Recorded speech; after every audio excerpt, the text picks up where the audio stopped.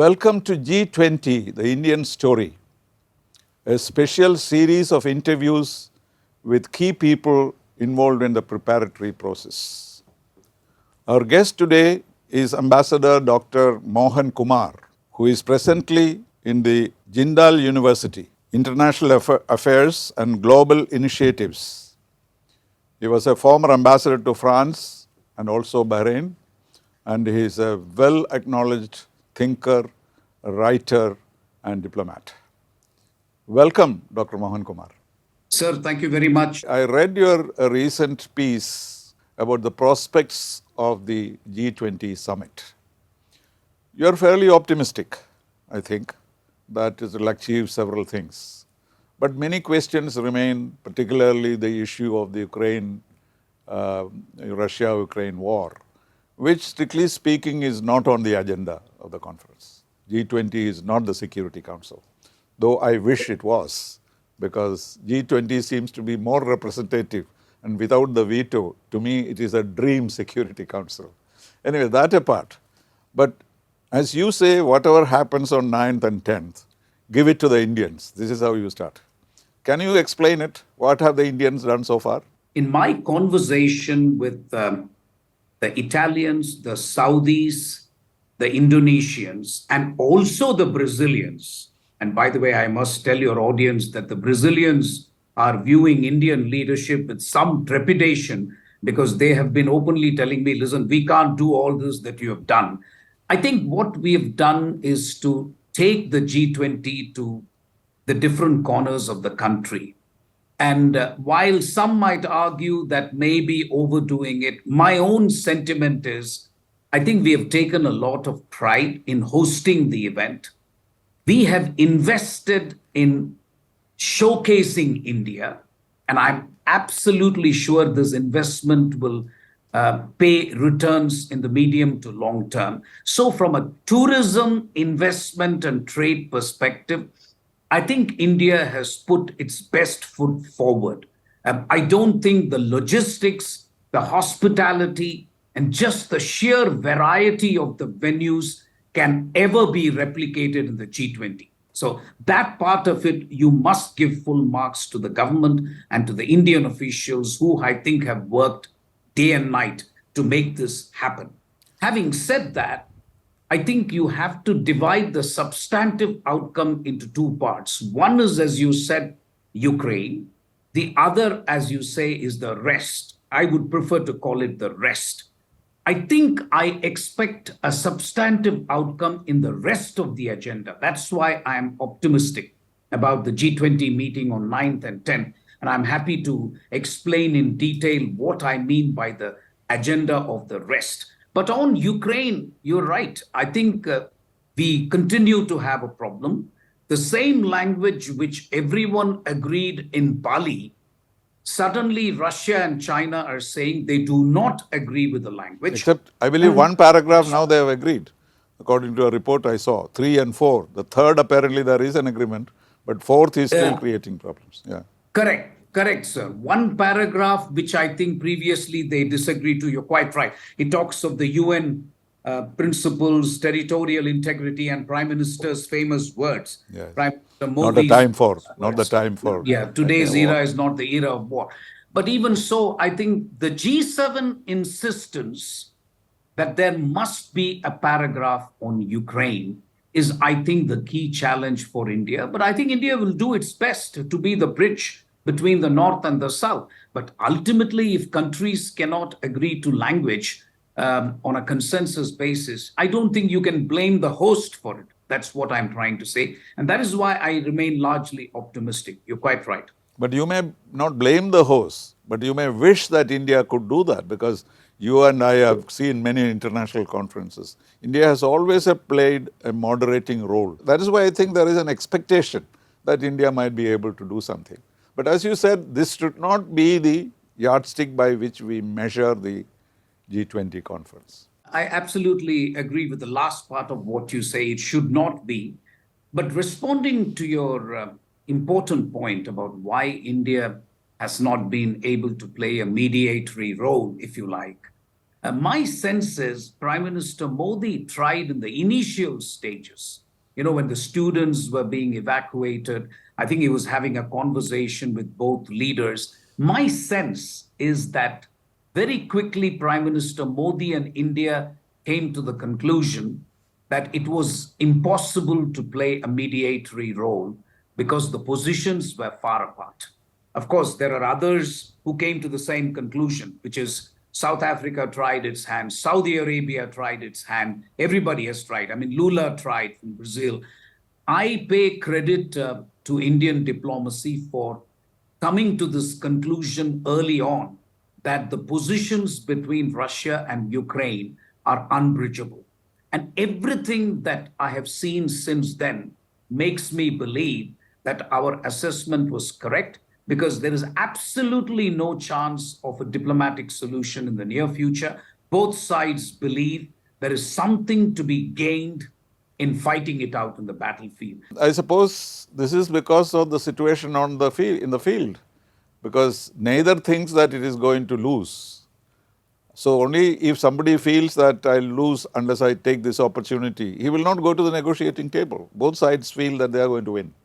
So that situation has to change. No other consideration can make a substantial difference to this, one feels. You are spot on, sir. You are spot on. That is exactly what it is.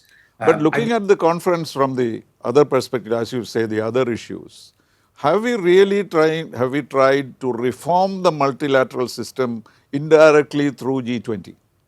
Is that what we are doing consciously? I think what we are doing is three things. One, we recognize the UN system is defunct, moribund, whatever word you want to use. Dysfunctional, What we are paralytic. trying to do through the G20 is a reform of the more important aspects of multilateralism. For example, I want to talk a little bit, if you allow me, on the form of the multilateral development banks that we are trying to do. The Encasing Lawrence Summers Committee was established by India. They have come up with a roadmap for a reform of the multilateral development bank, that is either the IMF or the World Bank. And there are a number of recommendations which have been made. Now they will come up with the second part of the report in October. All this is basically to do three things. One, to increase lending for SDGs and climate action for poorer countries. Two, to deal with the problem of debt, because debt is a very, very serious problem, and to establish a global framework for expanding spending on digital infrastructure.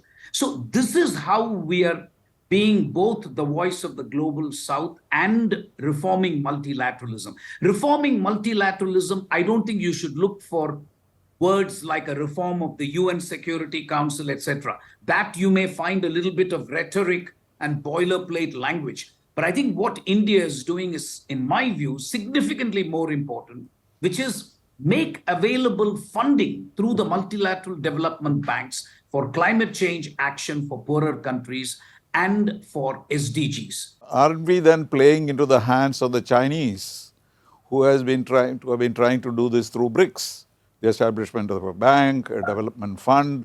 So finally, it all comes to money, nothing else. That's what it looks. And the Sherpa, Mr. Khan said that it will cost $6 to $7 trillion to settle this. So that will bring us in confrontation with the West on the one hand, and the Chinese agenda would be fulfilled in another way. Don't you see that danger? Actually, it's interesting you talk about the Chinese role, because what India is trying to do through Encasing Lawrence Summers Committee is to augment the resources of the World Bank and the IMF directly in contradiction to China's New Development Bank and China's BRI. Oh, is that different? Is to provide an alternative to lower income countries so that they don't fall into the debt trap of China. It'll be interesting to see how the Chinese react, of course. We will see that on 9th and 10th. As far as the participation, that's become an issue. It has never been an issue. International conferences, who goes is unimportant, because whoever goes represents the country concerned. But in this particular case, because these two gentlemen, Putin and Xi, are important players here, their not being there, has it affected the, what shall we say, the importance of the conference or the relevance of it in this context? Sir, I concede that it takes a little bit of the sheen of the G20 summit in Delhi, and I would have very much liked Putin and Xi Jinping to be there. But again, I think the geopolitical circumstances have changed substantially in the last 3-4 months. Particularly, I would say in the case of China. Look at what they've done. The Chinese have put out a map. And today, I just read that Nepal, of all countries, has lodged a protest and said, we don't agree with the map. We are not talking India. We are not talking Philippines. We are talking Nepal. So I think China finds itself boxed into a corner, which is what I have tried to explain in my latest article. I really think the Chinese Communist Party doesn't want its leader to be exposed, where he will be asked questions about why China is supporting Russia in Ukraine, why China has put out a map, why the BRI initiative has led to debt diplomacy or debt trap and so on. I really think for them, the paramount leader is who he is, frankly, and nobody knows the prime minister, frankly. In the Chinese context, it is not impossible to argue that Xi Jinping's absence means that China is without clout, because we don't know what the prime minister is going to say or do, or whether he even has the ability to say and do anything. So in that sense, I agree with you. But the fact that both Russia and China have chosen not to come gives it a geopolitical complexion. They got the Sino-Russian joint statement. We are also hearing reports that Putin will attend the BRI summit in Beijing in October. Right. So it's also not possible for me to accept that Putin called Prime Minister Modi and gave an explanation that, listen, I can't come, etc., etc. But the fact is, a month later, he is going to be in Beijing. So it's not as if he has been not going to, places other than his own country. He didn't go to Johannesburg for a reason. We all know the ICC issue. He might be arrested. India, there was no problem. So in that sense, I agree with you. My own sense is that there are two inferences I will draw. One is a geopolitical inference. G20 is still seen as a Western structure by Russia and China, and they do find themselves boxed in. But I think for India, the question is, this will have implications for the bilateral relations between China and India. And that is something that we have to wait and see how that unfolds. Well, the success of G20 will naturally elicit some envy, because whatever success, your personal success or the official success, there will always be people to criticize why you are doing this, not in the spirit of what was being done, for example. I read somewhere that somebody said Prime Minister Modi's election campaign started on 1st December 2022 when he took over. And that is why he's taking it to the villages of India, etc., etc. Do you see any justification in this criticism? I was asked this question recently, and my response is that I think it's an insult to the intelligence of the Indian electorate if you think that you can do something like a G20 almost 1 year before the actual general elections and hope that they will continue to remember what happened in Bharat Mandapam and therefore vote for Prime Minister Modi in May next year. I really think it's a misreading of the Indian polity and the Indian political situation. And coming to this global South issue, what has happened in Johannesburg is BRICS has taken on the mantle of the global South. I don't know where I'm right. And that is a bit of a contradiction, because how can you have a global South with China and Russia in it? So it is not G77 anymore, it is something more. If these two countries also participate in it and become part of the global South, the first brick of a new world order has been laid by the Johannesburg meeting. Would you agree with that? My jocular response to your point about first brick is that it's all bricks and no mortar. That's my response, but that is a joke. It's not a serious... that was the title of my article. on I SCO, see. on I SCO. see. Yeah, it's all No, bricks and no no mortar. mortar is yeah, all bricks and no mortar is my reaction. I agree with you. The G77 is history. I was interviewed by the Asia Society in Hong Kong, and I don't think they liked it very much when I said that China does not belong to the global south. And the Yes. question asked me why. I said, well, you are a middle income country, you've abolished extreme poverty, your per capita is $10,000.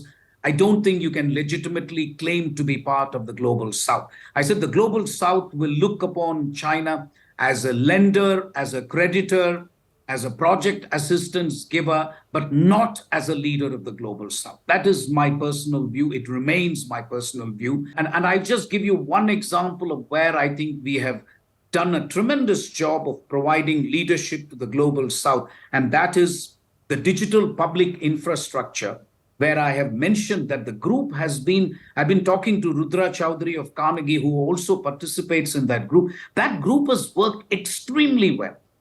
And there has been an agreement in the working group on the G20, and I hope the G20 leaders' declaration will come up with a solid statement on digital public Supporting. infrastructure. At the time of the pandemic also, the first country to talk about international cooperation. We even called SARC meeting. We have discarded it, but a SARC meeting was Absolutely. held. And also Absolutely. G20 we brought in, we asked Saudi Arabia to hold a meeting, etc. So that way we have. But there is this contradiction here as to what is global south.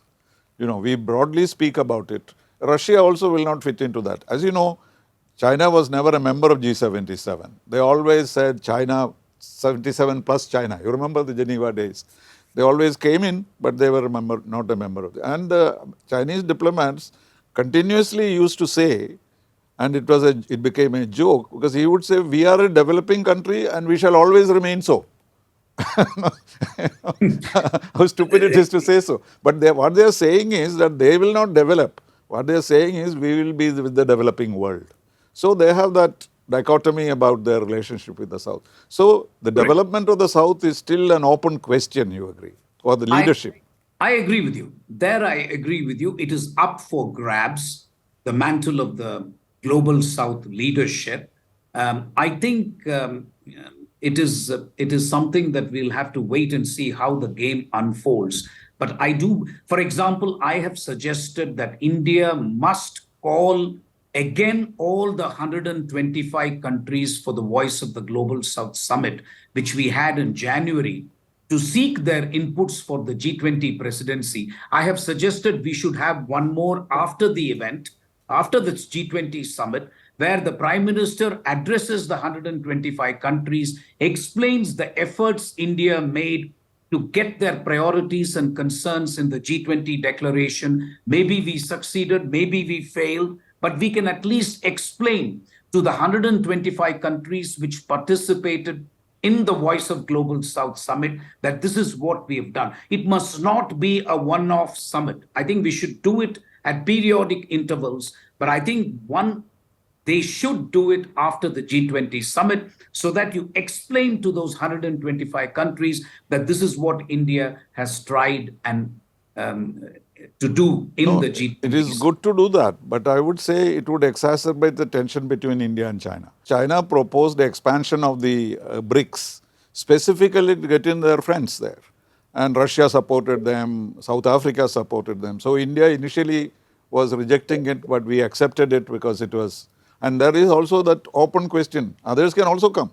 So it may end up like the non-aligned movement. Everybody is non-aligned, then what is the relevance of the non-aligned movement? So that kind of a danger can also happen, or we will be in conflict with China to prevent that.